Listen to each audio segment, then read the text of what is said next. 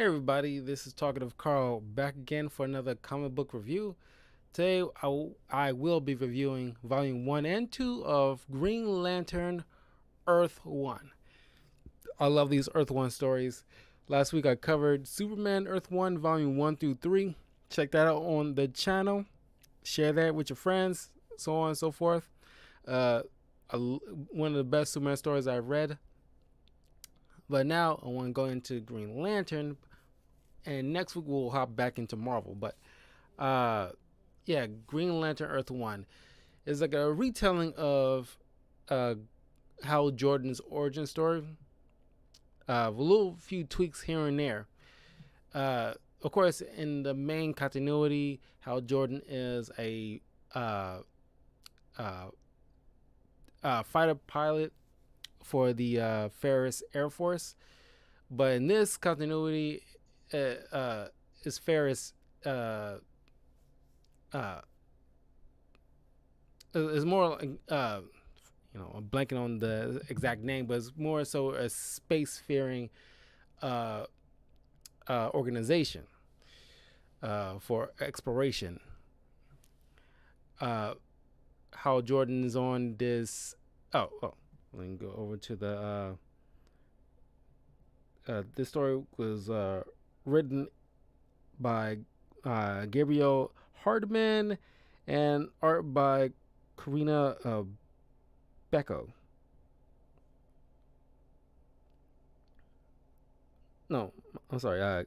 Gabriel Hardman was the artist. The writers. Oh, Gabriel Hardman was the artist and the co-writer, while Karina Sarah Becco was also a co-writer. So yeah, Hal is in space with his team. They're uh, they're mining. They're kind of like mining this asteroid, and Hal eventually come across this spacecraft. Well, of course, like if you're familiar with Hal Jordan's, original origin story, uh, uh, the alien Abansur, who's the Green Lantern of 2814, which is the Earth uh, uh, universe, or at least the universe where Earth is primarily located. That's the space sector where he policed. And, the Green Lanterns are a intergalactic police force, and each one Green Lantern is uh, is responsible for each particular sector. Now, normally, in terms of like police force, they usually have partners, and they do partner up every once in a while. But it's usually one Green Lantern per sector. Of course, we all like, if you don't know, Earth typically has a lot of Earth-based Green Lantern heroes, and they every so often swap them out to be on Earth to protect Earth, while the other kind of like on reserve, while the others are, it's kind of like a slash between the military and the police.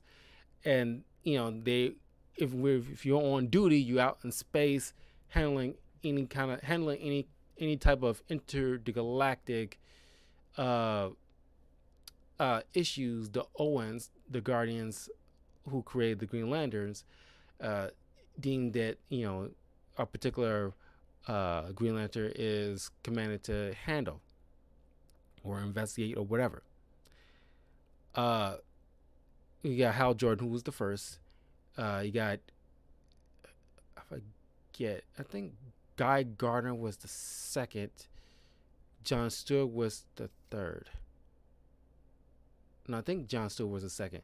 And I think, yeah, Hal Jordan, John Stewart, who was the Green Lantern in the Justice League animated TV show back in the mid 2000s. That was, our Green Lantern for a while. But then you got Guy Gardner, who is the least favorite out of all the Green Lanterns from Earth, because it's like arrogant attitude. Uh, then you got Kyle Rayner, who's probably like he's like arguably the third best Green Lantern behind Hal and uh, John. Uh, then you got during the DC Rebirth, the two new Green Lanterns from Earth, uh, Simon Baz, a Arab American uh, man. And then you got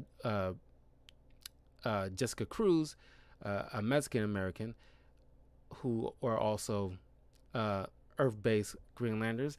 Then there's there's two recent ones. I don't know their names specifically, but it's like two black women, one little girl who has like a big gauntlet kind of Green Lantern thingy, uh, who's very more potent and powerful, but she just can't control it. Forgot her name. But then there's uh, there's there was a particular section of Green Lanterns. It's kind of like Green Lantern's SWAT team. I forgot what they are called, but one of the other this black female who's is lesbian black female Green Lantern is a relatively new character that was created like a year or so ago. I think it was last year when she was officially had her own thing. I forgot her name, so I can't really speak on that. She's also Green Lantern, and she, each one are very distinct. She has like these kind of visors, green kind of visors, kind of like poke out like this, like up to here, kind of like those weird big ass shades a lot of the girls like to wear. So it's kind of like one, two, those two women, Guy, Kyle, John, Hal, Simon, Jessica. So we got 8 Earth-based Green Lanterns. And a lot of people complain about how, like, okay, there's too many Earth-based Green Lanterns. And at this point, I definitely concur. I think, I was on the fence about it when they brought this up after Kyle came about. But then when you got, like, Simon and Jessica, 2 extras for the price of 1. Then you got these other 2, down the pipeline, not too long, a few years after the fact of Simon and Jessica being introduced. It's like, okay, I think maybe Kilowog's people, another Green Lantern, should have like, their fair share of like species, should have like, at least, 3 or 4 of Green Lanterns from that one. And Sinestro has a daughter, she's a Green Lantern too. I don't know if she's a yellow, she at some point was a Yellow Lantern too, but at some point she was a Green Lantern as well. I can't recall if she's currently one in the main continuity, but you see what I'm saying. It's like, there's a lot of Earth-based Green Lanterns, so it's like, okay, you need to like dial it back a bit, or at least like I think we have enough Green Lanterns from Earth.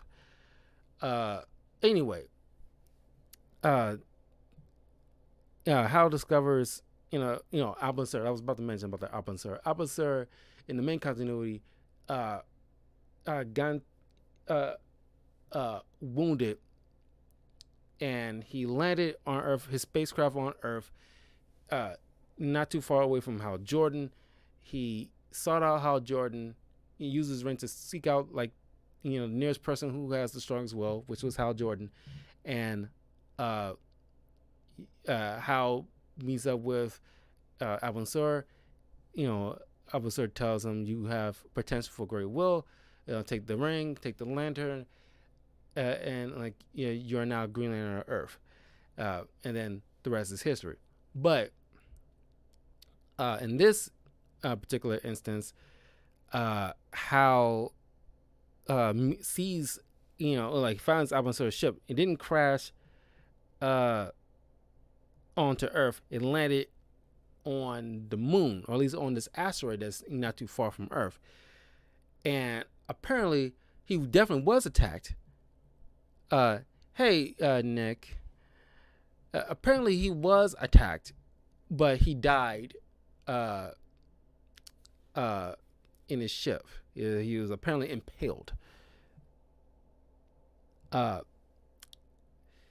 Yeah, just discussing about Green Lantern comic.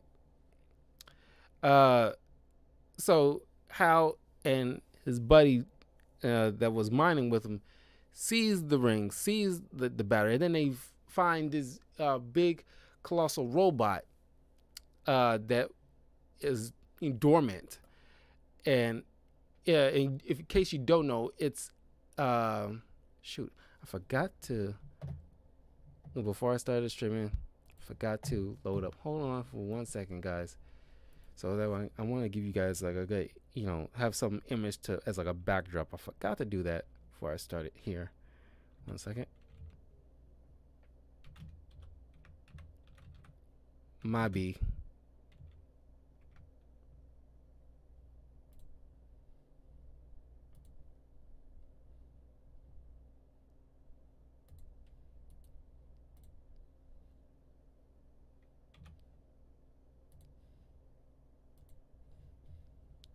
Okay.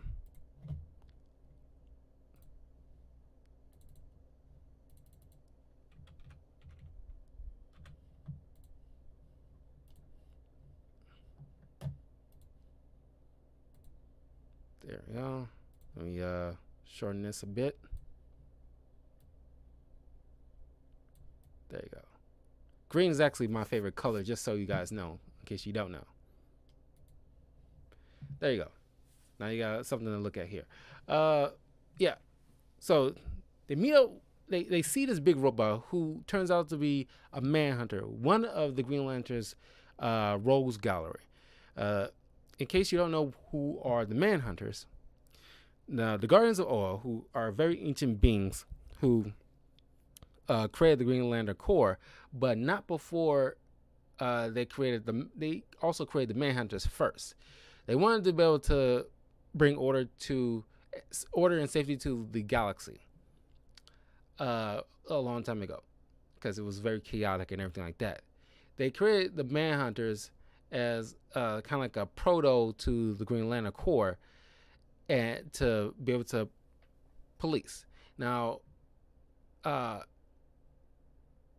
they and bring order to the chaos. Now, in the history of the Manhunters, because they're just very logical. They very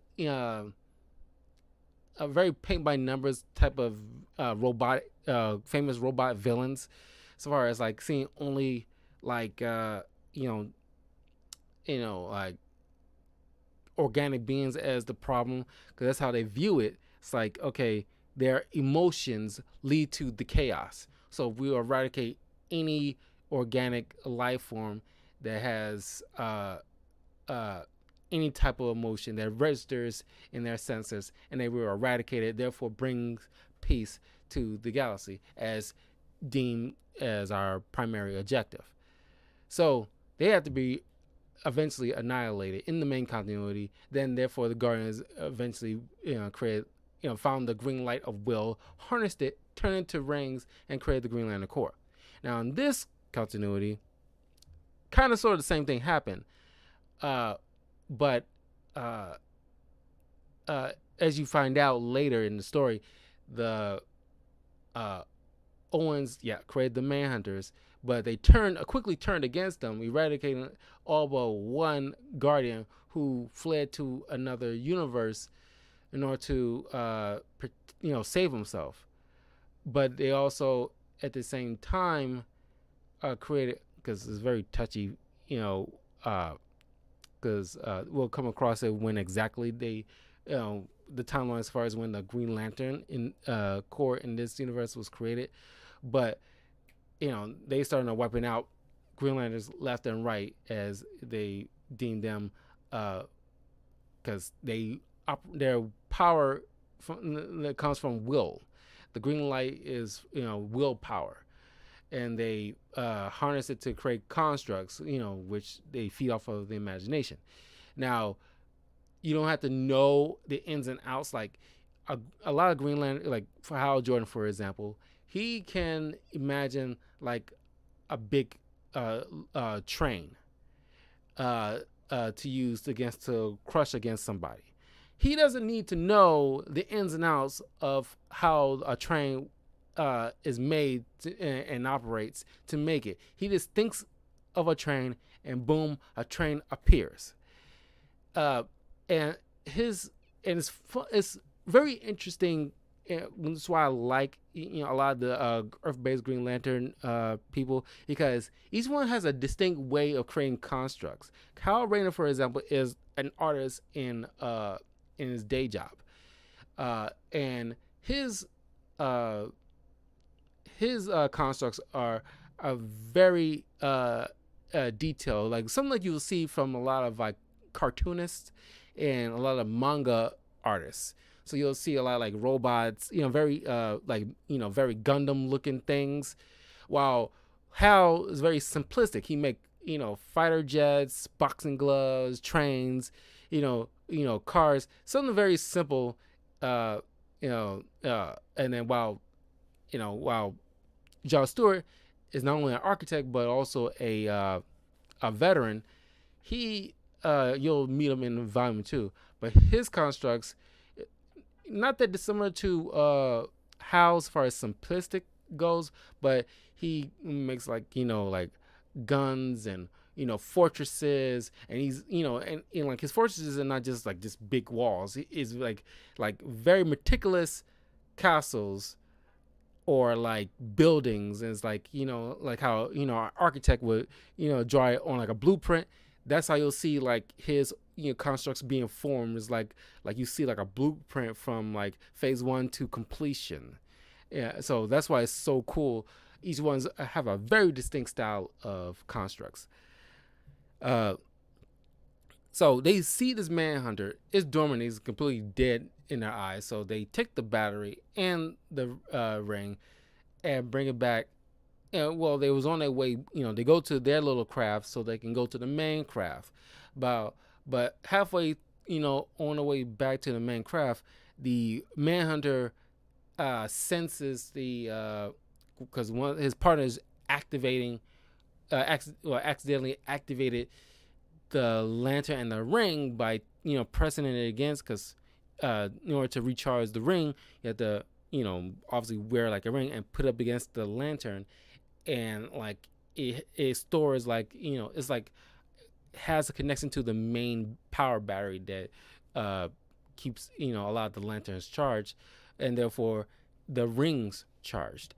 And as soon as he pressed up against the lantern, it charges the ring, and it causes like a feedback, because typically unless you have like a good sense of willpower, like because everybody has a certain willpower, but if your willpower is not strong and you don't have like a good strong willpower, then either the ring won't work for you, or it won't give off, or if you might have no control of your will might be too great, and you can hold it, keep it reeled in, then it'll just blast off and just like go crazy, which in this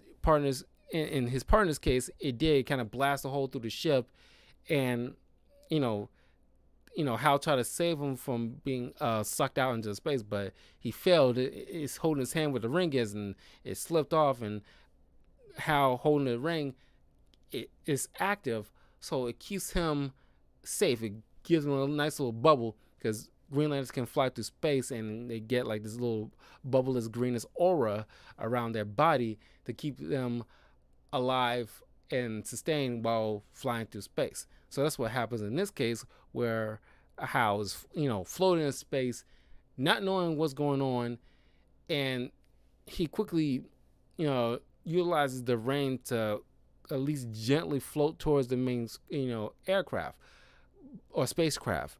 But the people on board looking out the window, seeing him, and they thinking of this green energy, they don't know if that's radiation or whatever. And protocol states that, well, they can't bring him on board. We don't know what that is. He could be contaminated, and he might bring that on the ship. And protocol states we're just gonna have to leave him. It sucks, and nobody wants to do it, but that's the protocol. They make up a sign, put it up on the windshield, and Hal looks at it and like, oh yeah, protocol.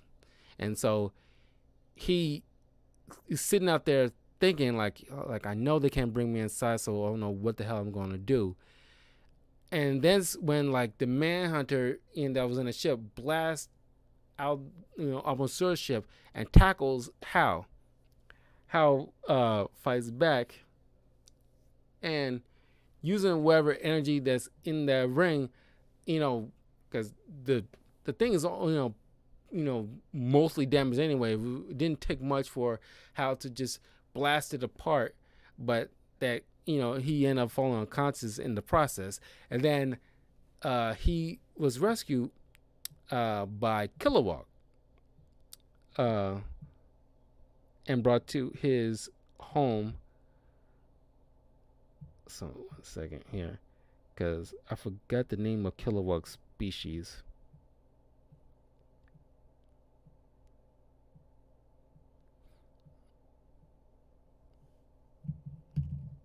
One second here.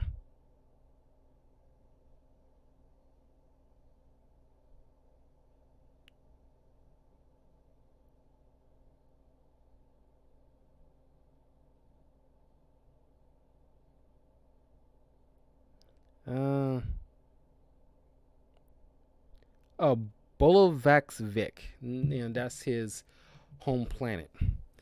He bring it's funny because he brought Hal towards, because his species, don't allow outsiders into, especially after the whole Manhunter started to come after a lot of planets, and especially Green Lanterns. They make sure that no outsiders definitely doesn't come in to his planet.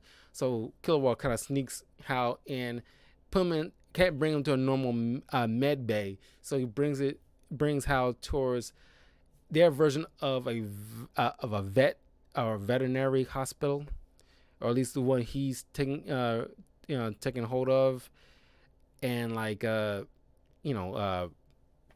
helping Hal recuperate. And it turns out he shows how his ring's like, hey, I'm a Green Lantern too. I caught your signal, and that's how I found you. So Kilowog assuming like, oh, are you here to help us? Like, where's the other Green Lantern's Corps? And Hal doesn't know what the hell he's talking about. He mentions he found this ring off of a dead alien. And of course, Kilowog said well, I can easily get you back home if you want. Hal early in the run mentions how to his partner before all this started that he feels more comfortable out here in space than he does back home on Earth, and that's why he's so hesitant, because on going back, which they initially were going to do, but the fact that what's being done with Ferris airspace, and people running things, and it's just not. He feels like it's nothing to come back home to, and he feels more at home here. So he sticks around long enough just to figure out how to utilize the ring properly, how to concentrate so he can fly and everything like that. So just very fundamental stuff being taught by Kilowog, who in the main continuity is in charge of training new Green Lanterns. And of course, other Green Lanterns train, some other Green Lanterns, not just Kilowog. Like Guy Gardner, I seen him in a Rebirth comic train Jessica Cruz, and I think Simon Baz as well. So everyone, does their part when so far as training new recruits. Eventually, after being busted by Kilowog's people for harboring, and well, at least in their eyes, an alien on their planet, even though he knows there was no outsiders allowed on their planet. And lo and behold, here come the Manhunters. They're attacking Kilowog's planet. Now, according to Kilowog's uh, culture, all warriors are meant to hold the lines, stay to fight, to the last man. Uh, if anybody retreats, they are deemed a coward by the people forever. And of course, how befriending Kilowog, knowing like Kilowog might, be killed because their rings hardly has no power to actually defend against these manhunters, because Hal just got lucky that the manhunter he defeated was already half destroyed anyway. So he barely survived even that. Now there's like a few more coming, and they're well put together. So he saved Kilowog, and they kind of they kind of hightail it out of the planet and just blast it to uh, wherever closest nearby planet they can find. And Kilowog just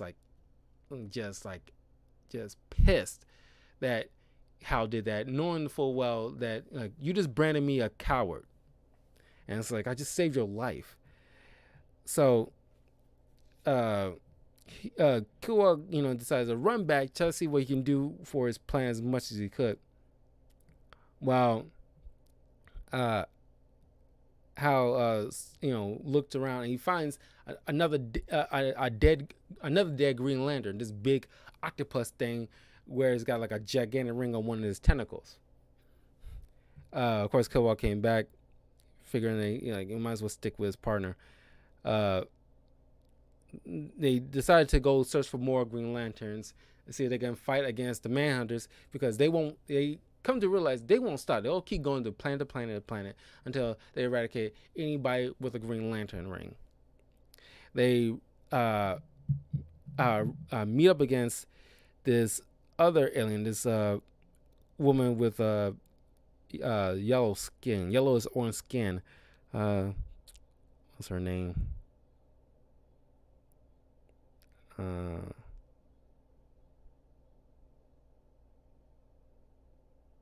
Arissa. And Arissa's obviously had her ring a lot longer, probably a lot longer than Kilowog, because she managed to master using it extremely well, making like very good constructs. She's laying low among her people and just protecting them as well as she could, and avoiding the Manhunter's gaze. Even though Hal's trying to convince her, we're trying to bring everybody together. We're stronger together than we are separately. But she ain't trying to hear it. They go off to trying to find another Green Lantern. They go to this other planet and meet with this kind of like bear monkey guy, who regales them with the story of how, like, the Guardians, I mean, keep in mind, in the main story, the Guardians are a benevolent group of people who actually want peace, but they kind of how do I put it? They kind of like very it's kind of like one of those like micromanagers. It's kind of like they suck to a certain extent, so far as like them like not allowing. They look at like kind of like the big picture of it instead of like what's right in front of them at that moment kind of situation, and they usually butt heads with their lanterns a lot. A few like at least several Guardians. There's not many of them. There's only several in the main continuity, but in this universe, there's only one left, and he's a complete dick. As a matter of fact, he's the overall villain of these two volumes. But it comes to a head in the second volume. Apparently, in this universe, the Guardians definitely wanted peace and order, but they miscalculated on the Manhunter's programming, so far as like their obsession with bringing order instead of learning to rein it in and keep it the peace. and instead of just eradicating anything in that way with a heartbeat, they bring in the Green Lanterns, but then they don't like the Green Lanterns because they got too much strong. They got too much independence. One has doesn't know how to rein it in and know who to go after and who not, and the other has too much willpower and individuality, and so far they cannot control them. One they can, or at least they thought they control, and one they definitely cannot control because they got two. All the lanterns are different species from all different cultures around the galaxies, and they have too much individuality, which is always, that's why in the main continuity they always butt heads, but they maintain some camaraderie and civility. Well, in this universe, they just completely are at odds with each other.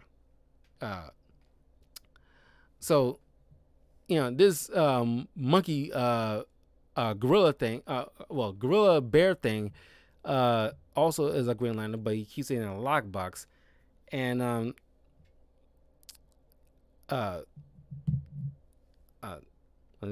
pretty sure he mentions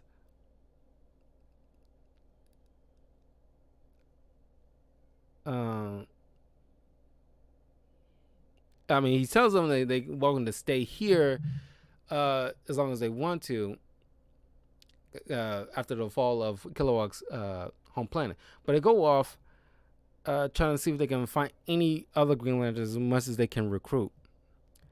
They stop and rest for a bit because the rings are eventually losing power. The rings have like a 24-hour battery life of use.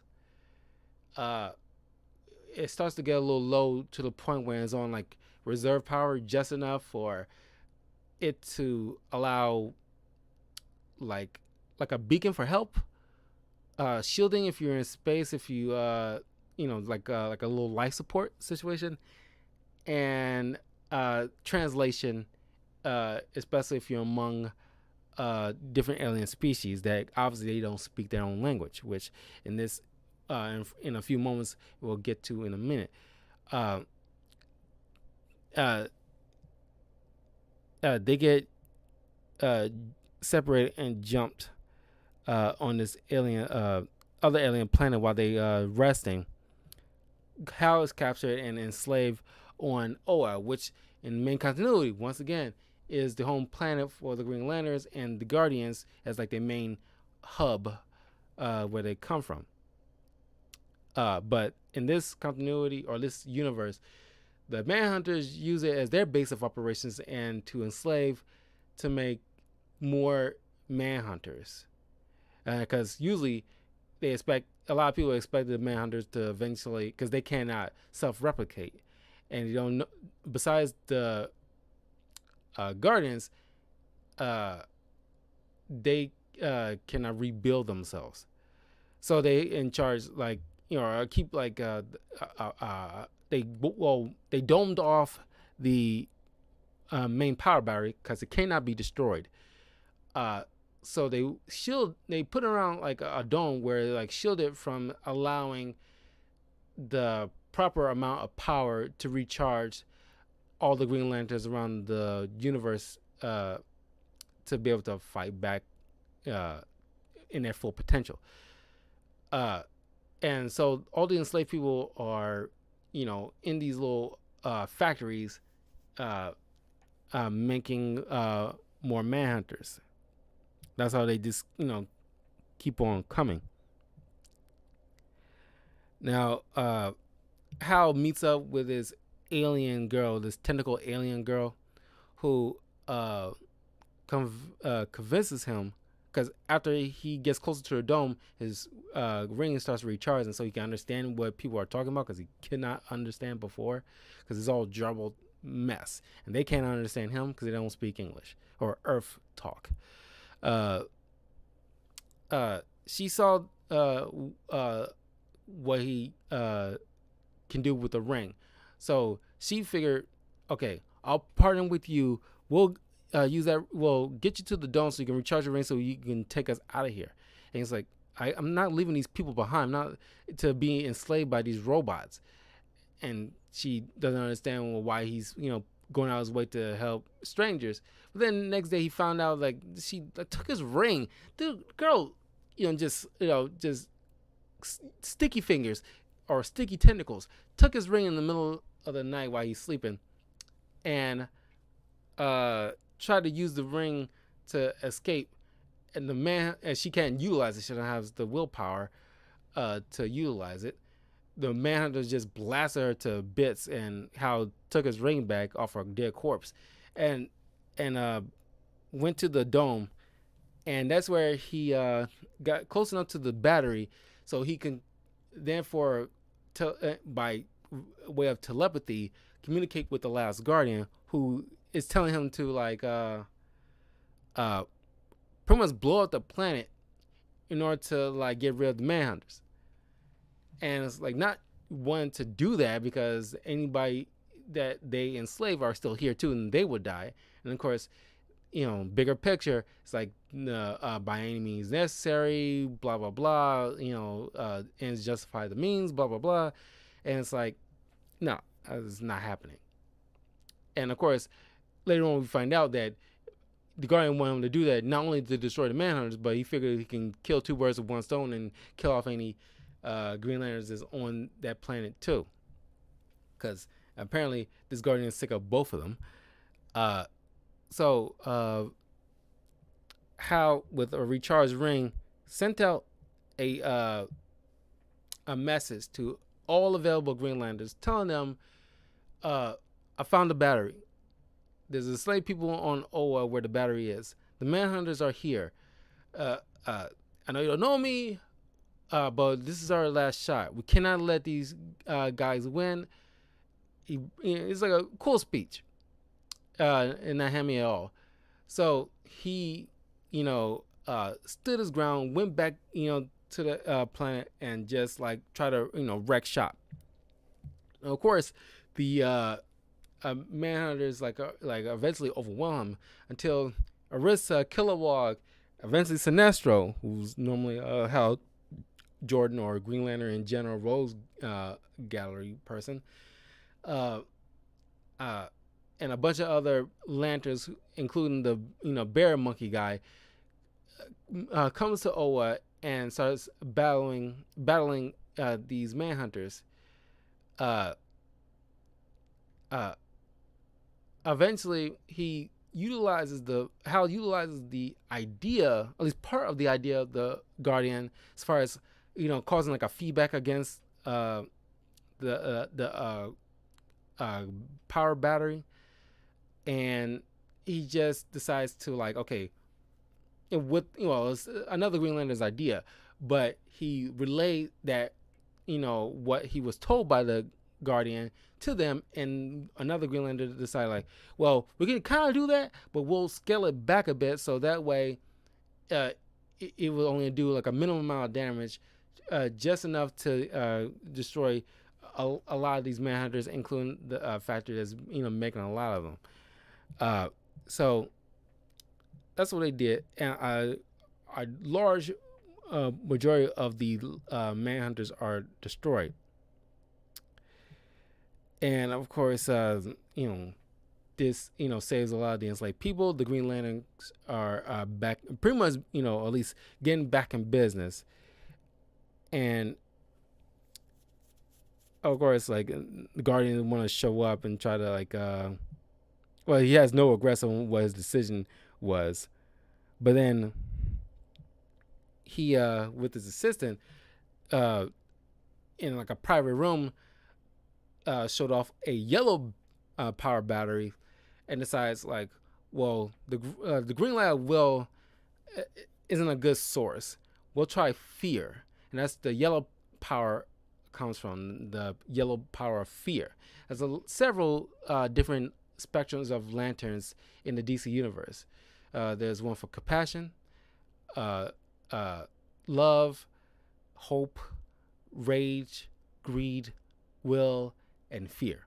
And there's life and death too. And each one kind of like it's kind of like rock paper scissors, where one beats the other, but the other, and strengthens the next. Like the blue power of hope strengthens a person's will. Obviously, like you have hope, you have will to do any. You feel like you have the will to do anything. That makes it's kind of like the blue light of a yellow or a blue. Instead of the yellow sun that normally gives Superman his powers, a blue sun doubles his already immense power. It's kind of the same thing with the if a blue lantern is anywhere near a green lantern, the green lantern's power is twice as potent and very powerful. But the yellow ring kind of nullifies the green lantern ring on normal circumstances, because if you're afraid, you don't have your will to do certain things is diminished a bit. Obviously, that's why yellow is normally, well, in the back in the day, the Green Lanterns were weak against the anything yellow, but they kind of revamped that, around like the early 2000s. They kind of revamped that idea, so where they're not weak against yellow, but their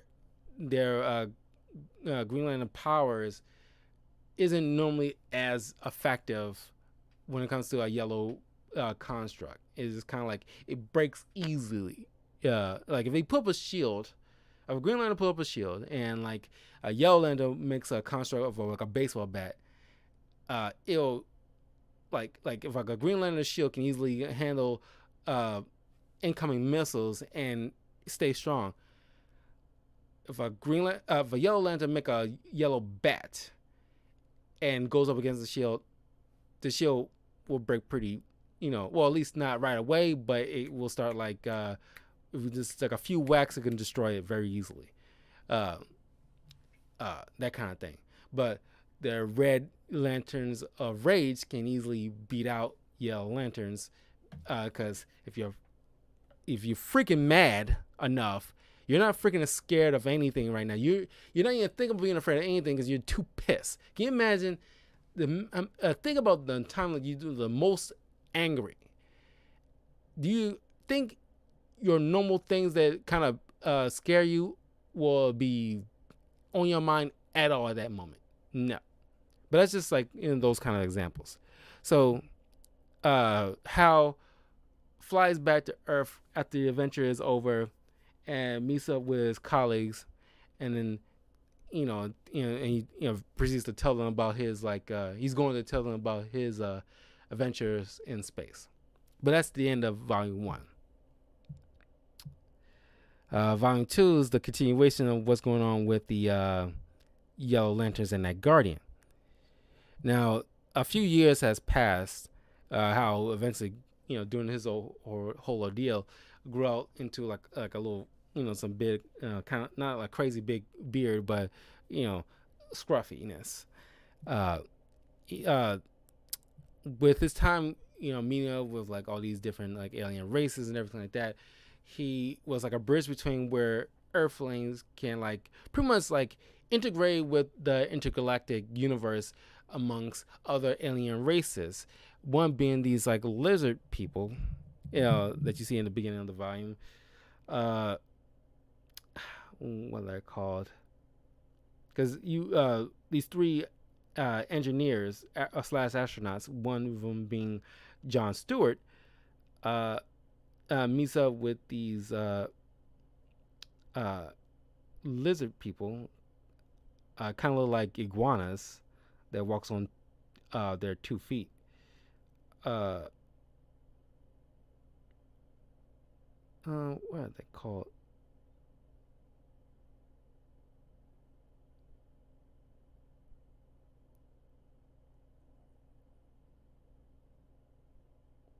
I'm trying to find.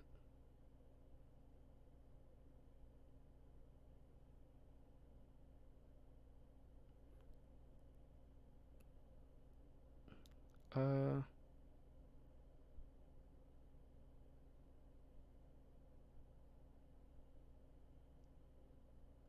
da, da, da, da.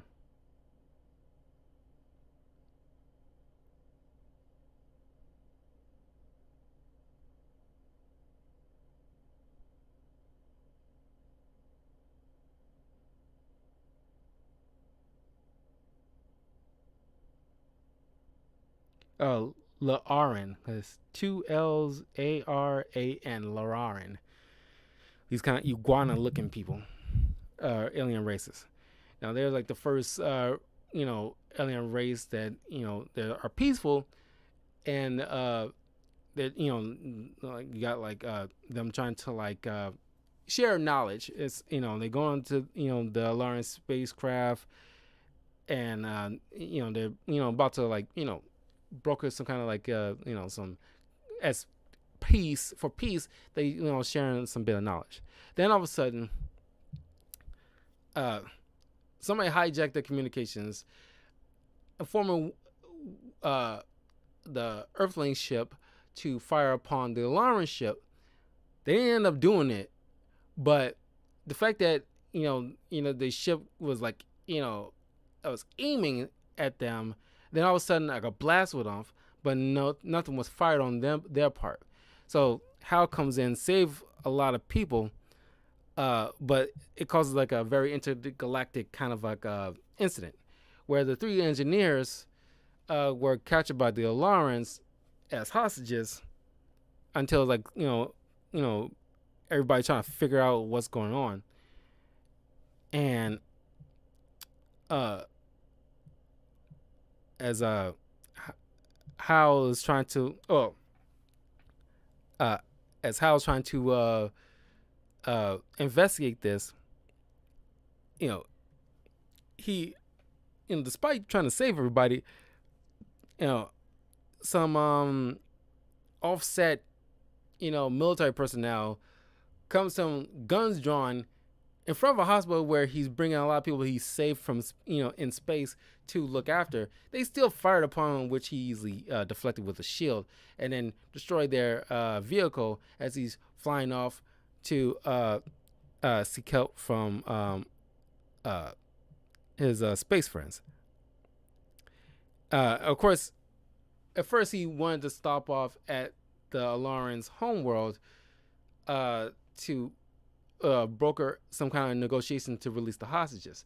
Now on his way there, he runs into a Yellow Lantern, someone he never met before, and he was told by this lantern, Gallus is get away from this planet, or I will fire upon you, and deem it as an act of regression. And Hal is trying to like calmly explain, and it's like you get blasted instantly. So Hal just backs off and flies away, not wanting to make a situation worse than it already is. He goes to the core as they fight off any remaining Green Lanterns. He asks for their help as far as like dealing with this problem. Of course, upon hearing the story, they don't think it'll be a good idea for them to intervene, given the fact that on the outside looking in, it does look like Earth was the one who's the aggressor, and like the Lawrence are just reacting to the situation.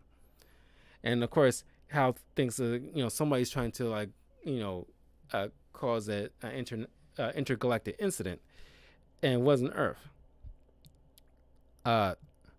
So as they about to be descended upon by some more manhunters, at least maybe the remaining ones, more than likely, a group of Yellow Lanterns come swooping in and just immediately destroys all of them, and then they fly away as quickly as they came.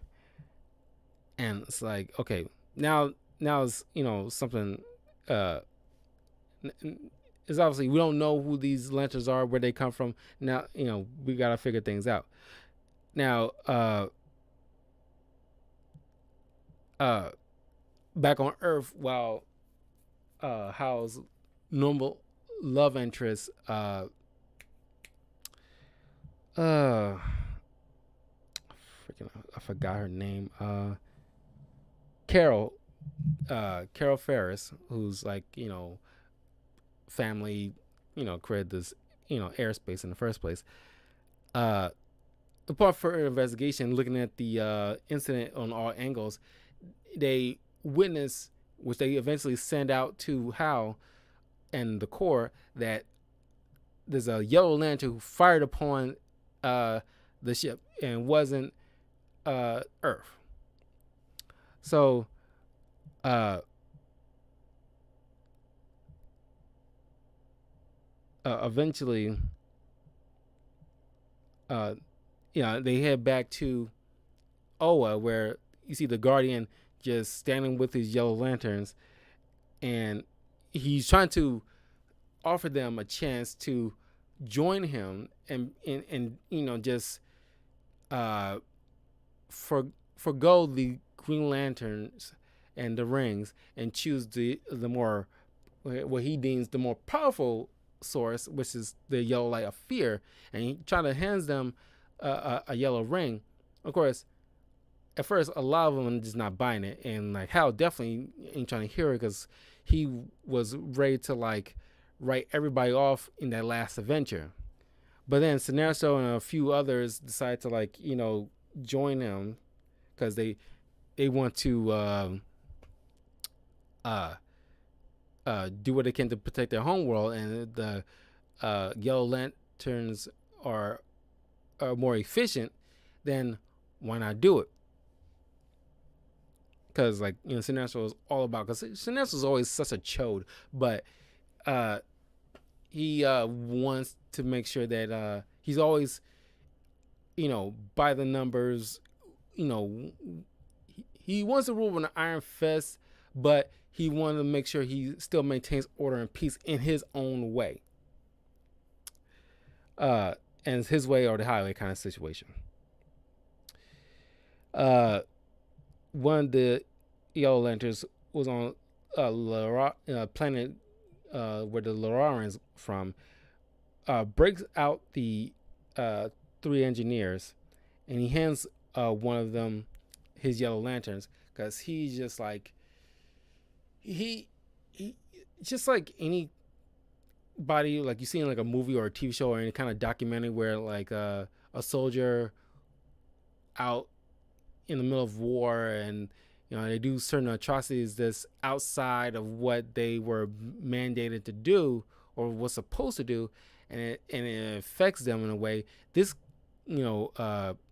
lantern was following the orders of this guardian and committed like a lot of atrocities that he just could not take anymore. He took off his ring, decides to stay on the planet with the Lorarans and try to do what he can to make up for what he did as a Yellow Lantern. And they took the yellow ring and decided to like fly off with it, trying to get back home. And so nobody knows that they made their escape yet. So for all they know, they're still hostages. And Hal meets up with his other space partners, and they come up with like the idea of, because they figured out that it was this guardian who tried to like make Hal and more specifically the Green Lanterns look bad, so that way they're ostracized or at least have nowhere to go but return to him, so that way he will make more Yellow Lanterns that he can actually control. So they all eventually head back, or they, like I said, they eventually all meet up again, with like the crew and the engineers while in space, because the engineers see Hal floating in space because his powers running low after the Yellow Lantern attack on the Yurissa's homeworld, where they're supposed to be their base of operations. In the meantime, all these Yellow Lanterns are ordered to just start to annihilate any stray Green Lanterns they find, and it's just like it's kind of like Order 66, this mass sweeping of executions of any Green Lanterns that are out there alone, or at least just try to annihilate as much as you possibly can, making like easy for the Yellow Lanterns to be the dominant police force. So they all meet up, convene, and with each other, which John Stewart is the one controlling like the Yellow Lantern ring because he has significant will in of himself. They come with this idea to just, well, uh, what was it? Well, use John Stewart to cause a distraction with the other lanterns, while Hal and the others try to uh, uh, take down the Guardian. Apparently, Guardian had like some kind of spacecraft where he used to travel from different dimensions. Now, the Yellow Lanterns come from Earth 3. I forgot the freaking the Quarks. I think it was Quarks. Universe, but yeah, that's where things like are usually are the opposite. He traveled there and found. Well, I think that's the race where primarily the first Yellow Lanterns come from. I think that's just a race. Uh, he went there. That's where he found the yellow rings, and he brought it with him back to this main world. And he and the thing is, he used that same method to take the Green Lantern battery to the other universe and leave it there. So that's why a lot of Green Lanterns who's been executed couldn't fully fight back at their peak potential, because it's just like withering, because the connection is like it's slowly being severed without the connection, a strong connection. They hardly can do much. So they trying to make sure they get the green battery back, so that way they can properly fight back against these Yellow Lanterns. Hal gets taken by the Guardian, so he's trying to convince Hal to join his side, which obviously is not buying it. How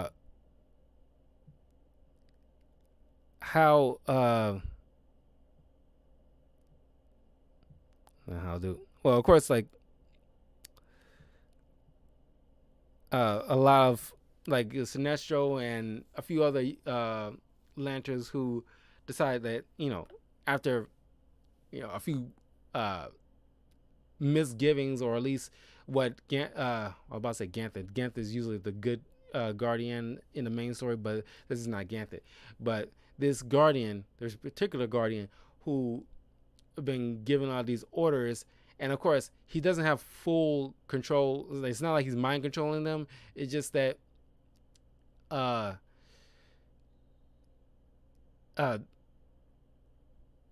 least not fully. At least some of them he has more control over than others. But a lot of Green Lanterns who turn to the yellow light are having second thoughts, given the fact that certain things that they've been doing isn't something they are too cool with. So they end up turning coat again, and decided to help fight back with the other lanterns. So it's like yellow on yellow, with a few greens in there, and how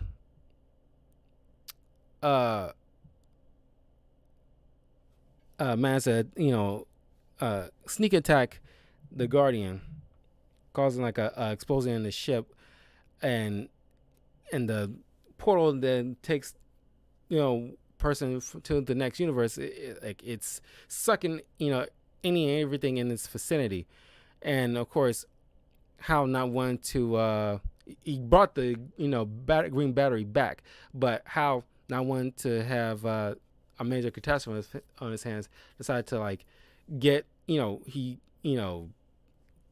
gets the ship, and like him, and along with his ship, and goes into the other universe, apparently along with the green power battery, because it seems we see it in the final pages with Hal on a different world, in a different universe. Everybody thinks he's dead, but he goes out like a hero, because he like saved the universe from this from being annihilated by Yellow Lanterns and causing like a big intergalactic war.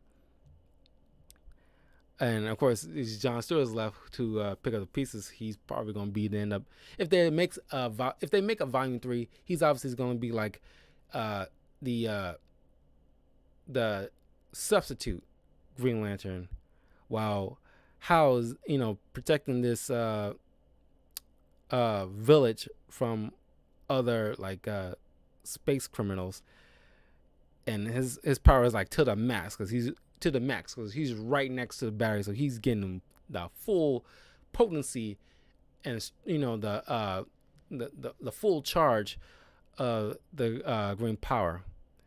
So he's calling himself other people calling him the Guardian, while he's like, don't call me that. And that's where it ends. It's like for anybody else knows, Hal's kind of like died a hero from that massive explosion, but he just was sent to this other dimension where he's, for the time being, saving his planet, being their like pseudo guardian, even though he doesn't want to be titled that. So for right now, he's stranded on his different universe on a different planet on top of that, and just being a protector of this world until I guess eventually he finds a way back home. But like, yeah, Green Lantern Earth 1, like, I love it. Is like, sort of like my second favorite, like Earth 1 story, right behind Superman.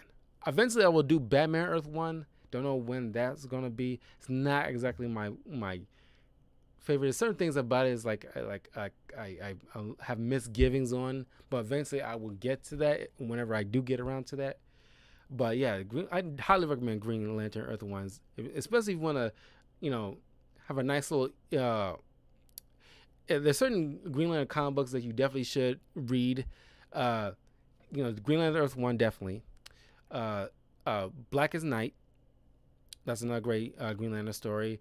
Green Lantern Rebirth, if you want to like start from the ground up, that's a good one. So just like use those as examples of highly recommended Green Lantern books.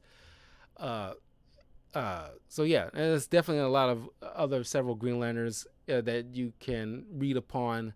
Like there's certain ones for Simon Baz and Jessica Cruz, Kyle Rayner, Guy Gardner, John Stewart. Depends on which one of these Green Lanterns is your favorite. There's plenty enough to look up to find a particular one to dive on in. But those are just a few examples that I gave out if you want to like find like a starting point. And like, of course, they didn't have it in this universe, but normally when they're charging their battery, they have, each lantern has like their own particular oath. But I remember distinctly the Green Lantern oath because they said it all the time growing up. And it goes like this. In brightest day, in blackest night, no evil shall escape my sight. Let those who worship evil's might beware my power, Green Lantern's light. It's just like seared in my brain. But yeah, Green Lantern Earth 1. Yeah, leave a comment below. Let me know what you think about this comment, if you read it before.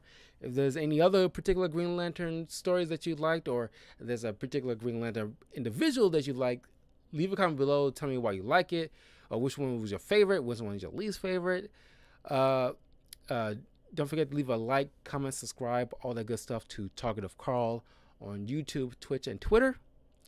Follow me on my Patreon. That's patreon.com/talkativecarl. If you want like particular videos made of something that you thought would be a nice discussion, that'd be a great way to let me know. And yeah, stay tuned for other content like video game walkthroughs on my Twitch channel, twitch.tv/talkativecarl. And follow me on my Twitter. That's where like I announce what I'm going to be doing a lot of the time. And I will see you guys definitely tomorrow for the final season of Yu-Gi-Oh! Duel Monsters and my review of that. And yeah, and stay tuned for that because I definitely got to wrap up those episodes because I'm like nearly done. I just want to make sure I get that before I get into Yu-Gi-Oh! GX, but not too soon because I want to get the last season of Jackie Chan Adventures pretty soon after that. After, I finish up the review of Yu-Gi-Oh! Duel Monsters, the final season of that, I'll go right into Jackie Chan Adventures, the final season of that, and then and do a review for that. Then I will be doing the second season of One Punch Man before I begin anew with some brand new shows. I'm going to go into Yu-Gi-Oh! GX. That is going to be right after Yu-Gi-Oh! Duel Monsters. JoJo Bizarre Adventures. And I think Iron Man Armored Adventures is going to be the next thing. So I'm going to do like 3 shows at once instead of 2 shows at once. Because eventually I'm going to be, I'm doing more video game walkthroughs. But eventually I'm going to be done with those until Pokemon Diamond comes out in November. Then I'll start like that brand new walkthrough. But that'll give me more time for. Before then, I'll be eventually have more time for other reviews, more so than just 1 or 2 a week. So anyway, now I'm signing off. I gotta give me something to eat before I start my Ghost of Tsushima DLC walkthrough. So look forward to that, and I'll see you guys